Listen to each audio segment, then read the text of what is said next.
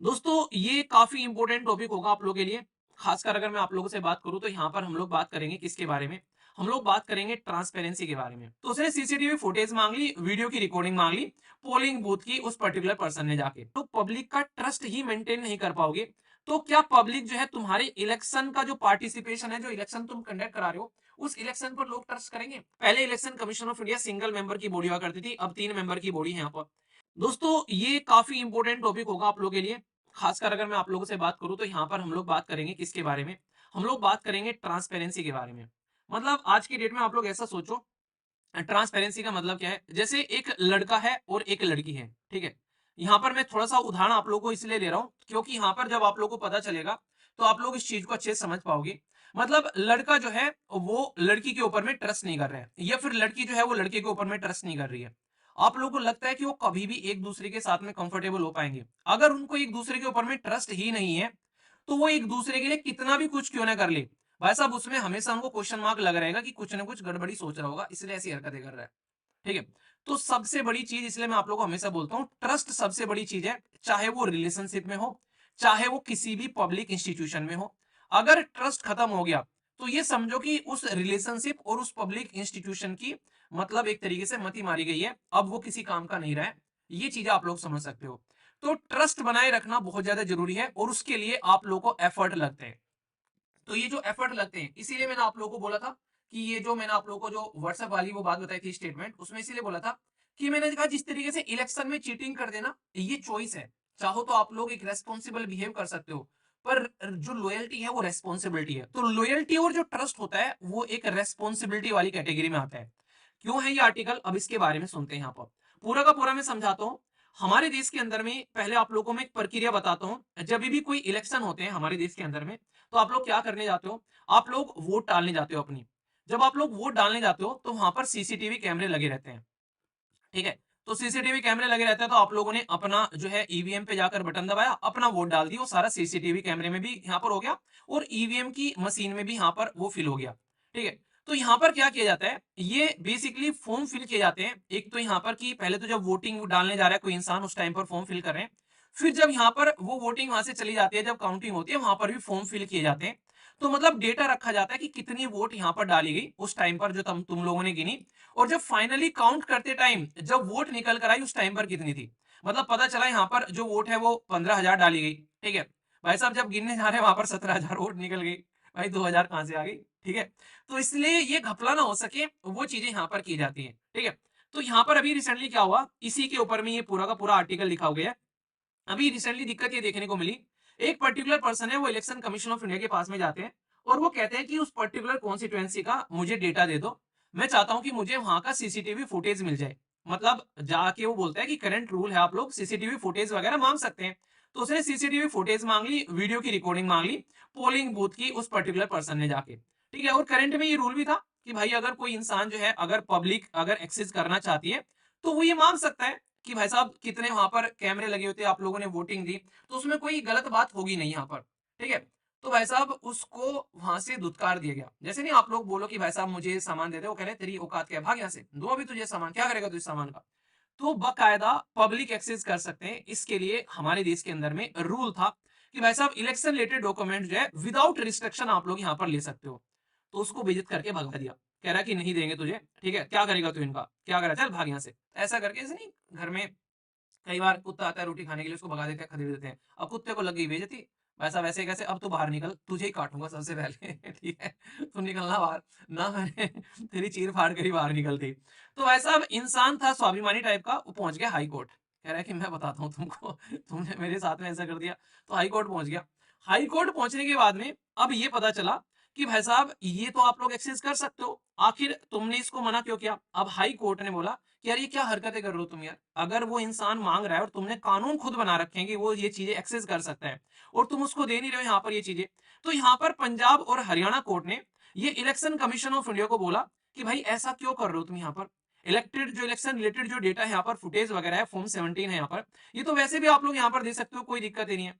तो भाई यहाँ पर क्या बोला गया, सरकार के पास में जब ये बात पहुंची तो सरकार ने बोला अच्छा ऐसा रूल में लिखा हुआ है, ठीक है, आज के बाद में रूल चेंज कर देंगे हम कि आज के बाद में तुम ये डेटा नहीं मांग सकते। मतलब कोई तुक है? भाई मैं वोट डालने जा रहा हूँ, मेरी वोट जो है सीसीटीवी कैमरे में रिकॉर्ड हो रही है। अगर मैं ही जाकर देख लूं कि भाई साहब देखो मैंने कैसे वोट डाली है, तो ये तो मतलब कोई बात नहीं, तुक नहीं, तो सेंट्रल गवर्नमेंट को ये बात जो है बुरी लग गई। सेंट्रल गवर्नमेंट से पूछा गया भाई क्यों, उन्होंने क्या रीजन दिया, उन्होंने ऐसा रीजन दिया उन्हें वही एक तरीके से जो बच्चों वाली बात होती है, मतलब ना कोई सर ना कोई पैर। उन्होंने बोला कि अगर ये डेटा पब्लिक में आ गया तो भाई इस डेटा को मैनिपुलेट किया जा सकता है, इस डेटा का गलत इस्तेमाल किया जा सकता है। मतलब ये इतना बड़ा डेटा है जो खुद पब्लिक को पता है, जिन्होंने वोट डाली है उसका मैनिपुलेशन हो जाएगा। मतलब एआई के जमाने में तुम इन चीजों को मैनिपुलेट होने से रोक दोगे हैं? मतलब कुछ भी। तो यहाँ पर ये पहले तो कुछ चीजों के लिए बोल देते थे कि सिक्योरिटी रीजन है भाई साहब, इसलिए नहीं हम लोग दे रहे। अब की बार इन्होंने बोल दिया कि मैनिपुलेशन हो जाए फलाने का ना, ये बोलकर बोल दिया। तो यहाँ पर इसकी वजह से उन्होंने क्या किया, इन रूल के अंदर ही चेंज कर दिया कि अब तुम यहाँ पर ये डेटा नहीं मांग पाओगे। तो कोई तुक बनता है इस चीज का भाई साहब। तो यहाँ पर ये एक ऐसी चीज है जो कि कहीं ना कहीं इसी चीज को राइटर यहाँ पर समझाने की कोशिश कर रहे हैं कि अगर यार आप लोग पब्लिक का ट्रस्ट ही मेंटेन नहीं कर पाओगे, तो क्या पब्लिक जो है तुम्हारे इलेक्शन का जो पार्टिसिपेशन है, जो इलेक्शन तुम कंडक्ट करा रहे हो, उस इलेक्शन पर लोग ट्रस्ट करेंगे कि यार पता नहीं क्या क्या घपले कर रखे होंगे, दिखा नहीं रहा है, क्यों डर रहा है भाई साहब ये दिखाते हुए हैं, ये ऐसी ऐसी क्या इसने गलती कर रखी है। मतलब इंसान का ट्रस्ट ही आप लोग यहाँ पर डिस्ट्रॉय कर दे रहे हो। तो अगर ट्रस्ट ही आप लोगों ने डिस्ट्रॉय कर दिया तो कल को चलकर आप लोग कितने भी एफर्ट डालते रहना, फिर वो तो लगेगा हाँ बदतमीजी काट रहा है यहाँ पर। अभी चंडीगढ़ के अंदर में आप लोगों ने इंसिडेंट देखा था, चंडीगढ़ के अंदर में क्या हो रहा था अंदर ही अंदर।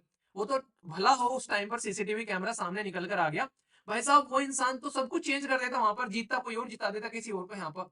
तो ओरिजिनल जो रूल थे उसके अंदर में चेंज कर दिया और इन्होंने इसको अबोलिश कर दिया। तो यहाँ पर बेसिकली मैंने कहा मैंने कहा राइटर भी कह रहे हैं, राइटर ने भी ये बात बोली, राइटर कह रहा है कि इनको एक बार याद दिला दो कि इलेक्ट्रोल बॉन्ड स्कीम का क्या हुआ है। ठीक है, क्योंकि वहां पर भी इन्होंने ये हरकतें कर रखी थी कि पैसा पता नहीं किस किस से ले रहे हैं, जनता को बता नहीं रहे। तो यहाँ पर सुप्रीम कोर्ट ने इलेक्ट्रोल बॉन्ड स्कीम को ठंडे बस्ते में डाल दिया उठाकर। क्यों? क्योंकि बोला कि भाई साहब आर्टिकल 19 का हनन हो रहा है यहाँ पर, एक इंसान को वो इन्फॉर्मेशन मिलनी चाहिए यार, क्योंकि जनता की रिप्रेजेंटेटिव हो तुम लोग यहाँ पर। तो ये चीजें यहाँ पर कहीं ना कहीं काम कर दी। तो राइटर यहाँ पर ये समझाने की कोशिश कर रहे हैं, और दोनों के दोनों राइटर जो है फीमेल है, उनके द्वारा ये चीज बोलने की कोशिश की गई यहाँ पर।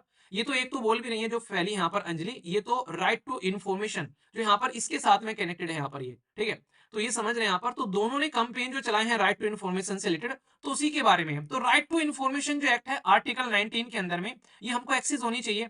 इलेक्ट्रोल बॉन्ड स्कीम जो है वो ठंडे बस्ते में डाल दी थी सुप्रीम कोर्ट ने, यही बात बोलकर कि तुम ये बदतमीजी नहीं करोगे, और उसके बाद भी तुम यार ये बदतमीजी कर रहे हो। तो ये गलत बात है, ऐसे नहीं कर सकते, क्योंकि ये कहीं ना कहीं कानून है। ये तो बिल्कुल वही बात हो गई कि इलेक्शन कमीशन ऑफ इंडिया को पहले अपॉइंटमेंट करने के लिए सरकार के पास में कोई कानून नहीं था।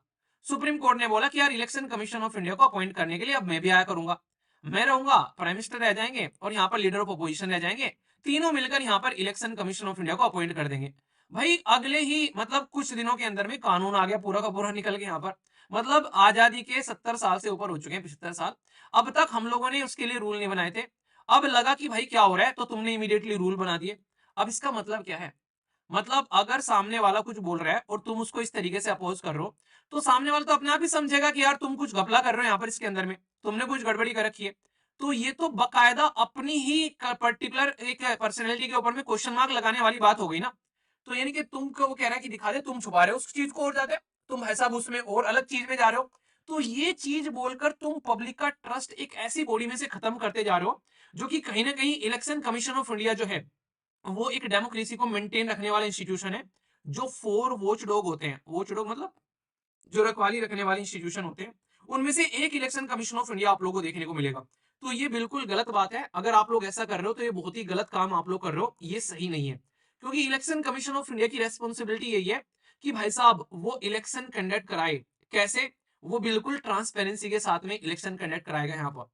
तो ये चीजें आप लोग यहाँ पर समझ सकते हो। और कोई ऐसा भी नहीं कि एक जगह का इलेक्शन कंडक्ट कराना है, उसको लोकसभा का, राज्यसभा का, स्टेट का, लेजिस्लेटिव असेंबली, लेजिस्लेटिव काउंसिल, यानी कि जैसे लोकसभा और राज्यसभा होते हैं हमारी पार्लियामेंट के अंदर में, ऐसे ही स्टेट के अंदर में भी लोकसभा और राज्यसभा होते हैं, जिनको स्टेट के अंदर में हम लोग स्टेट लेजिस्लेचर बोलते हैं, स्टेट लेजिस्लेटिव असेंबली और लेजिस्लेटिव काउंसिल, यानी कि अपर हाउस और लोअर हाउस वहां पर होते हैं। ठीक है, तो यहाँ पर प्रेसिडेंट और वाइस प्रेसिडेंट के इलेक्शन भी कंडक्ट कराए जाते हैं।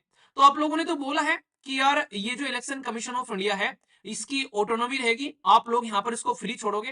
ठीक है, ये एक तरीके से free and fair election conduct कराएगा, अपने फंक्शन आराम से करेगा यहाँ पर ये। पर लेकिन रियलिटी में ऐसा दिख तो नहीं रहा है जिस तरीके का आप लोग यहाँ पर स्टेप उठा रहे हो कि ये free and fair election conduct करा पा रहे हैं यहाँ पर, जिस तरीके से आप लोग यहाँ पर इसको कंट्रोल करने की कोशिश कर रहे हो। तो फ्री एंड फेयर इलेक्शन अगर आप लोग कंडक्ट नहीं कराने दे रहे हो, तो आप तो संविधान के आर्टिकल 324 का हनन कर रहे हो यार यहाँ पर डायरेक्टली, अगर देखा जाए तो रियलिटी में तो यही है ना कि जो काम करने के लिए दिया गया था वो आप लोग उसको करने नहीं दे रहे हो। तो इस तरीके से भाई वो कैसे आप लोग बोल सकते हो कि वो इलेक्शन को सुपरिंटेंडेंट कर पाएगा, डायरेक्शन दे पाएगा, कंट्रोल कर पाएगा? यानी कि वो तो इलेक्शन को ढंग से कंडक्ट करा ही नहीं पाएगा। अगर उसको इस तरीके से आप लोग कंट्रोल करोगे, अपने जान पहचान वाले इंसान को वहां पर ले जाकर बैठाओगे, तो क्या ये सही है? तो ये चीज यहाँ पर समझने वाली है यहाँ पर। तो इस चीज को समझाने की कोशिश की जा रही है। इवन आप लोगों को मैं बता दूं, ये इंटरेस्टिंग है। इलेक्शन कमीशन ऑफ इंडिया के बारे में आर्टिकल है यहाँ पर आप लोगों के सामने टोटल मिलाकर 6, 324 से लेके 329 तक। इसमें जो आर्टिकल 329 है उसमें यहां तक भी बोल दिया गया कि अगर कोई भी कोर्ट इलेक्शन के मैटर में इंटरफियर करेगा तो उसको अलाउ नहीं किया जाएगा। यानी कि इवन कोर्ट को भी यहां पर बार कर दिया जाता है कि भाई अलग इलेक्शन चल रहे हैं तो इलेक्ट्रोल मैटर में कोर्ट इंटरफियरेंस नहीं करेगा। ये खुद संविधान निर्माताओं ने लिख दिया था इसके अंदर में। रीजन क्या था कि अगर कोर्ट में मैटर चला गया तो वो इलेक्शन जो है वो कभी कंप्लीट ही नहीं होंगे भाई साहब, वो वहीं पड़े रहेंगे, कोर्ट में मैटर चलता रहेगा। तो यहां तक भी कोर्ट को भी दूर रखा जा रहा है, ये चीज आप लोग समझ सकते हो। तो यही चीजें यहां पर समझाने की कोशिश की जा रही है कि भाई इलेक्शन अगर फ्री और फेयर कंडक्ट कराना है आप लोग को, तो इलेक्शन कराने वाली बॉडी जो है उसको आप लोग इंडिपेंडेंटली अपॉइंट कर नहीं रहे हो। यानी कि उसको अपॉइंटमेंट जब किया जाता है तो उसमें अपॉइंटमेंट का पूरा प्रोसीजर इंडिपेंडेंट होना चाहिए। दूसरा, कोर्ट उसमें पार्टिसिपेट कर नहीं पाएगा। तो भाई कैसे लोग ट्रस्ट करेंगे? ऊपर से चंडीगढ़ जैसे वाले मुद्दे सामने निकल कर आएंगे। चंडीगढ़ में क्या था? चंडीगढ़ में यह था कि मेयर के इलेक्शन हो रहे थे वहां पर।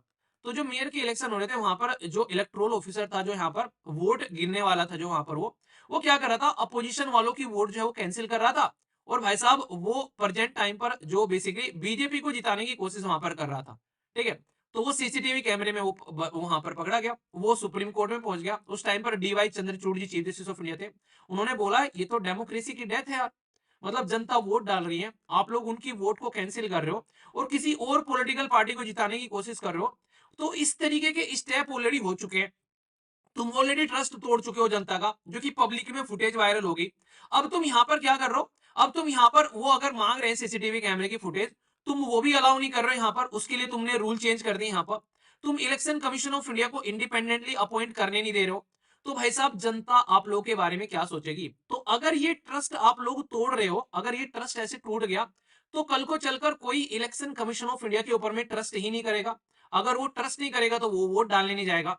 और अगर वो वोट डालने नहीं जाएगा तो क्या डेमोक्रेसी जो है वो मेंटेन रहेगी? क्या करोगे आप लोग उन चीजों का? ठीक है। नहीं, क्या करोगी तुम कश्मीर जाके, मैं ना हूं जो वहां, कुछ ऐसे गाना है ना। तो वही वाली बात है कि क्या करोगे यार फिर इलेक्शन कंडक्ट कराकर अगर वहां पर लोगों का ट्रस्ट ही नहीं रह जाएगा। तो ये पॉइंट आप लोग यहाँ पर समझ सकते हैं। ठीक है। मॉडल कोड ऑफ कंडक्ट रहता है हमारे देश के अंदर में, जो कि ये बोलता है कि भाई कैसे इलेक्शन कंडक्ट कराए जाएंगे। मॉडल कोड ऑफ कंडक्ट, ये अभी जो मूवी आई रामचरण वाली, किस किसने देख ली है मूवी? अगर नहीं देखी है तो आप लोग देखिएगा, ये गेम चेंजर करके मूवी है जो अभी रिसेंटली रिलीज हुई है। उसमें इलेक्शन कमीशन ऑफ इंडिया की पावर दिखाई गई है कि अगर उसको इंडिपेंडेंट छोड़ो तो किस लेवल पर वो काम कर सकता है जाकर इलेक्शन कमीशन ऑफ इंडिया। तो वही चीज आप लोग यहाँ पर समझ सकते हैं। तो ये बहुत ही बेसिक है, इसके बारे में याद रखना। इलेक्शन कमीशन ऑफ इंडिया एक ऐसी बॉडी है हमारे देश के अंदर में जो कि independent free and fair election conduct कराने के लिए जानी जाती है। और पहले आप लोगों को मैं बता दूं, हमारे देश के अंदर में जो एज थी 18 हुआ करती थी, अब यहाँ पर 21 हो गई है। पहले election commission of India single member की बॉडी हुआ करती थी, अब 3 मेंबर की बॉडी है यहाँ पर। 6 साल या फिर 65 साल एज हो सकती है यहाँ पर। तो मॉडल कोड ऑफ कंडक्ट कैसे लगने हैं, तो इसके लिए बकायदा इसको पावर है। ये एडवाइस भी कर सकते हैं, ये जुडिशरी का भी काम भी कर सकते हैं, ये कहीं ना कहीं एडमिनिस्ट्रेशन का तो सारा काम देखते ही हैं कि कैसे वोट करानी है, कैसे वोटिंग लिस्ट और वो सारी चीजें कैसे तैयार करनी है। तो वो सारे काम तो ये कर ही रहे हैं। तो ये चीज याद रखना। और इसमें यहाँ पर ये जो ऐसे नहीं कि ऐसे ही चेंज हो जाता है, संविधान में संशोधन किया गया था यहाँ पर। याद रखना, इसको 61 कॉन्स्टिट्यूशन अमेंडमेंट बोलते हैं। जब ये संविधान में संशोधन किया गया तो हमारी एज जो है वो 21 से घटाकर 18 कर दी। और इसकी वजह से पता है कि पहले 21 थी एज तो पहले लेट वोट डालने के अधिकार में जाया करते थे हम लोग, फिर 18 कर दी तो जल्दी जाने लगे। तो इसके लिए ज्यादा लोगों की रिक्वायरमेंट पड़ेगी क्योंकि ज्यादा लोग वोटिंग कैटेगरी में आ गए। तो ये चीजें आप लोग यहाँ पर समझ सकते हैं। तो डायरेक्ट क्वेश्चन आप लोगों से पूछा जा सकता है, इसको लेकर कोई भी डाउट आप लोग मत रखिएगा क्योंकि ये क्वेश्चन बन सकता है। अच्छा, एक क्वेश्चन मैं आप लोगों से पूछ लेता हूँ यहाँ पर। अभी आप लोगों ने देखा यहाँ पर ये जो आप लोगों का 61 कॉन्स्टिट्यूशन अमेंडमेंट एक्ट है यहाँ पर ये, तो ये किस ईयर में आया था यहाँ पर, ये बताइए, देखता हूँ आप में से कौन बता पाता है, क्योंकि यहाँ पर लिखा है कि 1989 में आया, ठीक है, 1989 में। तो रियलिटी में 1989 में जो है ये इंप्लीमेंट किया गया। तो कई सारे आप लोग जो इस तरीके से कमेंट कर रहे थे, तो ये 1988 है, क्योंकि अगले साल इसको इंप्लीमेंट किया गया, एक लाया गया था 1988 में। तो इसको लेकर कंफ्यूज मत होना, कौन से आर्टिकल के अंदर में यहाँ पर ये अमेंडमेंट किया गया, इसको लेकर अगर कोई आप लोगों से पूछ ले तो ये भी एक इंटरेस्टिंग क्वेश्चन बन जाएगा प्रीलिम्स के अंदर में, थोड़ा सा भी एग्जामिनर अगर डीपली जाएगा तो ये चीज ध्यान रखना। संविधान के अंदर में जो वोटिंग डालने का अधिकार आप लोगों को होता है, ये आर्टिकल 326 के अंदर में होता है। तो यानी कि 326 जो है आर्टिकल, जिसमें यहाँ पर बात की जाती है एडल्ट सफरेज, मतलब 18 साल का कोई भी हो जाए, चाहे लड़की हो चाहे लड़का, चाहे हिंदू हो चाहे मुस्लिम, चाहे सिख ईसाई कोई भी हो, चाहे गोरा हो चाहे काला हो, कोई भी भेदभाव किए बिना उसको वोटिंग का राइट दे दिया जाएगा, चाहे जॉब वाला हो चाहे बेरोजगार हो। क्योंकि अंग्रेजों के टाइम पर उन्हीं लोगों को अधिकार मैक्सिमम रहते थे जो कि अंग्रेजों के लिए फायदेमंद लोग थे। तो यहाँ पर आर्टिकल 326 के अंदर में चेंज किया गया कि भाई साहब अब 21 से घटाकर इसको 18 कर दिया जाता है।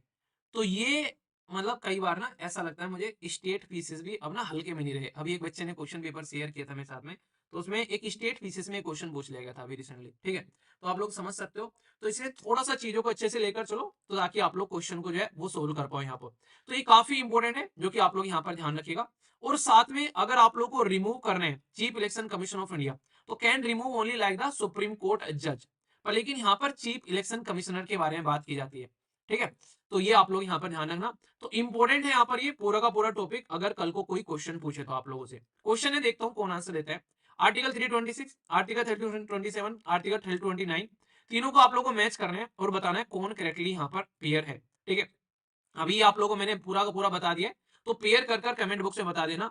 तो ये मैंने आप लोगों को बॉडी भी बता दी, यहाँ पर कैसे कैसे इलेक्शन कंडक्ट कराते हैं, इलेक्शन कौन से आर्टिकल में है, इनकी पावर कौन सी है, ये सारे के सारे पॉइंट आप लोगों को बिल्कुल क्लियर कर दिए। तो डायरेक्ट कोई क्वेश्चन पूछे तो पूरा आप लोगों का पता चल गया कि क्या यहाँ पर चीजें की जा रही है, ठीक है।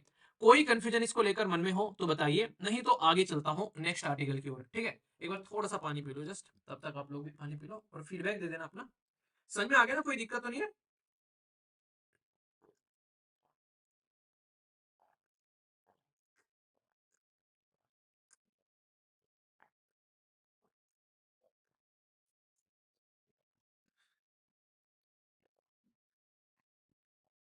तो इस तरीके से आप लोग यहाँ पर इस चीज को समझ सकते हैं। एक एक पॉइंट जो है आप लोगों को यहाँ पर अब इलेक्शन कमीशन ऑफ इंडिया का भी एक ओवरव्यू आप लोगों को मिल चुका है, ठीक है, जिसको आप लोग ध्यान रख सकते हैं। तो कोई भी डाउट इसको लेकर आप लोग के मन में नहीं होना चाहिए, ठीक है।